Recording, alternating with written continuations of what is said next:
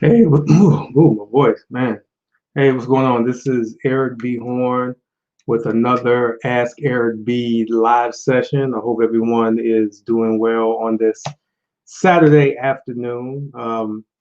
Hopefully, you heard the good news on we have a new president-elect and a new vice president-elect, which is very good news to hear. I'm not going to I don't really talk politics with people online in a sense because people get caught up in their feelings and that's one of the biggest topics for people to get into arguments. But I'm very happy based off of the new selection. But like I was telling my wife, this isn't a time to slack up. We need to put the pedal to the metal and just keep going, right? This year's taught me a lot, especially when it comes to my own career and my own goals and my own aspirations. I was indirectly affected by COVID and I was downsized. So I'm feeling the effects of the 40, 38 plus million, whatever the number is. It's still a substantial amount of people that are looking for jobs. However, with this new administration going to be rolled in, it's not a time to get easy or slack up, especially when you still have to prepare yourself for your next opportunity. Um, whether it's from a career perspective, business perspective, but from a career perspective, the best way for you to prepare yourself for your next opportunity is prepare and understand the whole interview concept. I've talked to a lot of clients who were laid off and they've been at their job for 7, 8, 9 years and they forgot how to interview. They don't know how to interview, right? They don't understand the ins and outs of it. And if you would drop them in front of a new potential employer right now, they would fold. They wouldn't know what to do, nor would they know where to start, right?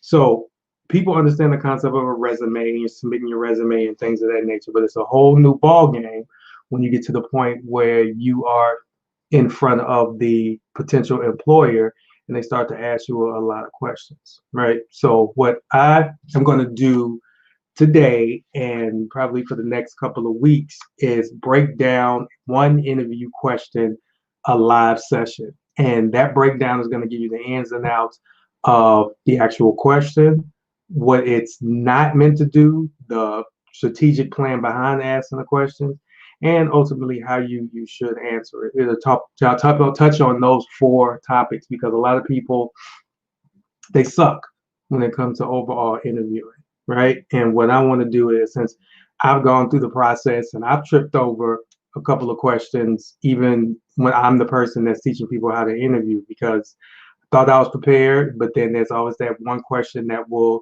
throw you off. But it's the best thing you should do is just answer it to the best of your ability. And, the people on the other side of the desk, or in this day and age, the other side of the video camera will, make a judgment to see if you will be the best fit. So, without further ado, I just want to jump right into it and break down the first interview question, and that's tell me about yourself. Now, when people usually hear that question, tell me about myself, they go into their personal. They talk about their family, or they talk about their dog, or their favorite uh, food, or favorite color, or whatever have you. And all that stuff is irrelevant. The employer, when they ask that question, the last thing that they want to hear about is you personally. They're not rude. They're not trying to be evil with people, but they're at a timetable and they're trying to find the best person for the position, right? So when an employer asks that question, tell me about yourself, your main goal is to highlight your experiences and then segue your experience to that particular role and then how you can help assist with the goals of that department, of that company, if they will hire you. That's it. Let me say that again. When an employer will ask you the question, tell me about yourself, they're not asking about you personally, at least not at that point of the interview. They're asking for you how you can relate your past experiences to this particular position and how you can leverage that to be a success to the department and to be a success to the overall company. That's it. So the best way to prepare yourself to answer that question is number one, know your resume and know your experience. This should be a no-brainer, but I've noticed over the past couple of years, a lot of people are getting their resume done by someone else.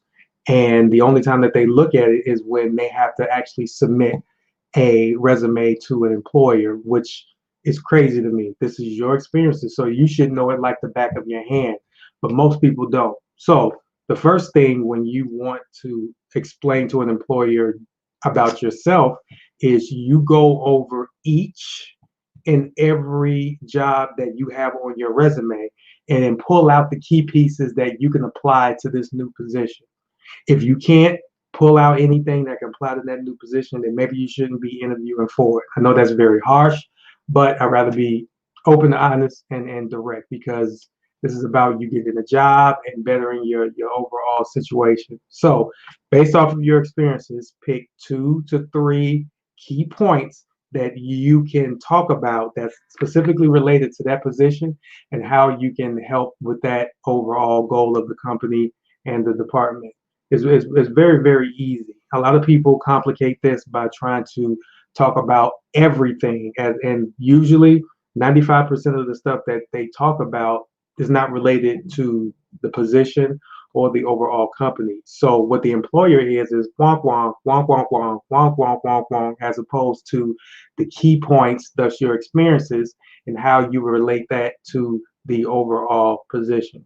Now, a follow-up question, you may be able to relate some personal things about you, thus the behavioral questions. But your key goal is to put yourself on a pedestal based off your experience and then carve out 2 to 3 potential goals that you can help that department or that company get based off of your experiences. You do all of that. You create 3 things from your resume that relates to the position, then 3 potential goals. That puts yourself at a higher level of value. That's the things that the person on the other end of the interview will want to hear because they want to hear, is this person bring enough experience and bring enough value to get the overall job done? Or better yet, can they exceed in the job that they're in? They don't want to hear about your cat. They don't want to hear about your favorite color.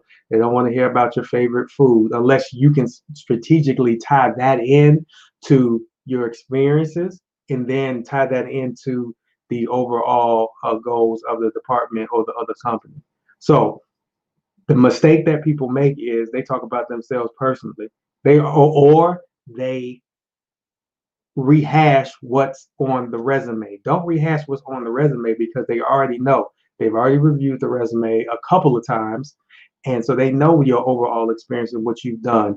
Create potential challenges that you face and how you created solutions to these overall problems. Thus shows that you're a problem solver. Thus you can turn a negative into a positive, or ultimately you can make things happen, thus increasing your overall value with you being the overall professional who's looking for the overall opportunity, right? I do this all the time, right? Regardless of what the position is, I take either my experiences when I was working my 9 to 5s, or I take my experiences as my business and I do my due diligence, do my research, and figure out one, why the position is even created. And once I figure out once the position is created, what are some potential goals that the company can hit? Even if you are off the mark about the potential goals, at least from the employer's perspective, it shows that you've taken your experience and figure out some possible solutions. My last couple of interviews that I've gone on, based off of my experiences and possible solutions, I gave the employer some ideas and some new strategies that they can move forward with. Now, unfortunately, I didn't get the job, but that's another live stream within itself. But I left something on them to say, okay, he gave me a lot of information he gave me his experience, but then he also gave us some possible solutions that we can implement in the future if we bring him on. At the end of the day, that's your main thing when it comes to telling them about yourself. They want to know how you are a high value individual, and then also what are some of the things that you can implement to help with their overall bottom line. Now, how do you go about constructing this particular answer? Figuring out what you've done in the past, once again, based off of your resume, but then figure out also, think about what some of the competitors are doing. In the interview, if you not specifically say, I see that your competitors are doing X, Y, and Z, but fold what the competitors are doing and see if that's relevant to what this particular company may be open to. Once again, leaving the interview or starting the interview off with a lot of high value, not just what you've done at a particular company, right? So that's pretty much it in a nutshell when it comes to the tell me about yourself. Don't get too personal. Actually, don't get personal at all. I treat it like the old detective show Dragnet.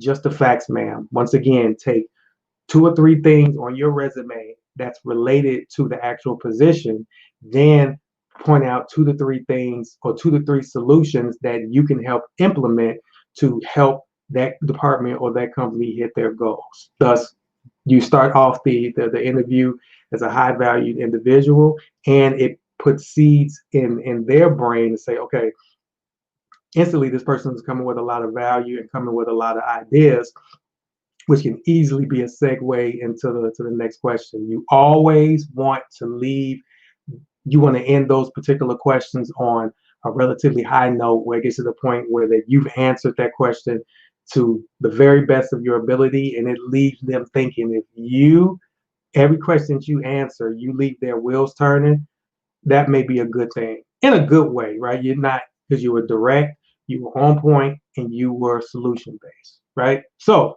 if you guys had any questions, comments, concerns, or you wanted me to break down even more how you answer the tell me about yourself questions, comment below, and then I'll check you later. This is Eric B. Horn. Thank you guys for your time, effort, and energy. And I see you on the next I see you on the next Ask Eric B Live. Have a good one.